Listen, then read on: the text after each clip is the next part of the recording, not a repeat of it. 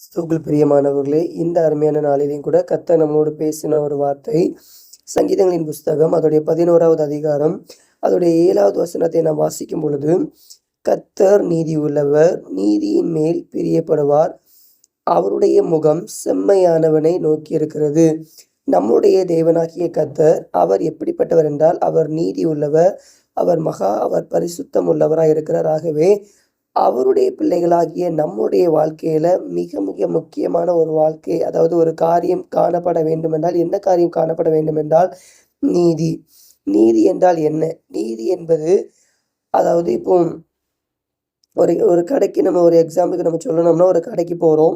So நம்ம ஒரு 10 ரூபா குடுத்து நம்ம ஒரு திங்ஸ் வாங்குறோம்னா, நம்மட்ட வந்து நம்மளுடைய உள்ளத்துல வந்து நம்மட்ட இருக்கும். ஆனா நம்ம தெரியாம அத நம்ம நாளைக்கு குடுத்துக்கலாம்னு சொல்லிட்டு நம்ம விட்டுட்டு நம்ம பாட்டுக்கு வந்துருவோம். அதான் நீதி அல்ல. அது அநீதியான காரியம்.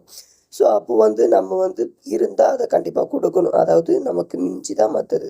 ஸோ அப்போ நம்முடைய வாழ்க்கையிலயும் கூட நம்ம எல்லா ஒரு காரியத்திலயும் நாம் நீதியாய் நாம் நடக்கும் பொழுது, கர்த்தர் நம்முடைய நீதியை கண்டு அவர் நம்முடைய வாழ்க்கையில ஒவ்வொரு காரியத்தையும் அவர் செய்து முடிக்கிறவரா இருக்கிறார். அது மாத்திரமில்லாமல் அவருடைய முகம் எப்படிப்பட்டதா இருக்கிறது என்றால், செம்மையானவனை நோக்கி இருக்கிறது. நம்மளுடைய வாழ்க்கையில உண்மை இருக்கிறதா? நாம் எல்லா காரியத்திலயும் நாம் உண்மை உள்ளவர்களா இருக்கிறோமா? இல்ல தானே.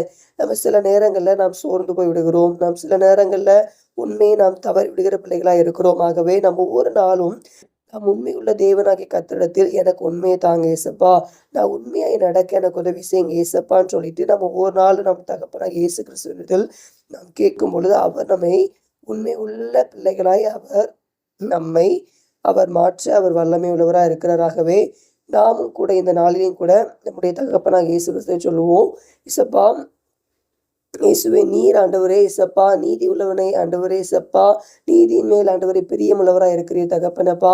கர்த்தர் ஆண்டவரே ஒவ்வொரு நாளும் ஆண்டவரே இசப்பா நாங்க நீதியில நடக்க அப்பா உண்மையான பிள்ளைகளாய் ஜீவிக்க எங்களுக்கு உதவி செய்யுங்கப்பா. நீர் எப்படி ஆண்டவரே நீதியாய் உண்மையாய் ஜீவித்து போனீரோ, அதே போல நாங்களும் ஜீவியத்தோடு ஆண்டவரே ஒரு பரிசுத்தமுள்ள ஒரு ஜீவியத்தோடு ஒரு உண்மையுள்ள ஒரு வாழ்க்கையை வாழ எங்களுக்கு உதவி செய்யுங்க. உங்களுடைய கரத்தில் ஒப்பு கொடுத்து ஜெபிக்கிறோம். பெரிய காரியங்களை செய்யுங்க இயேசுவின் நாமத்தில். ஆமென்.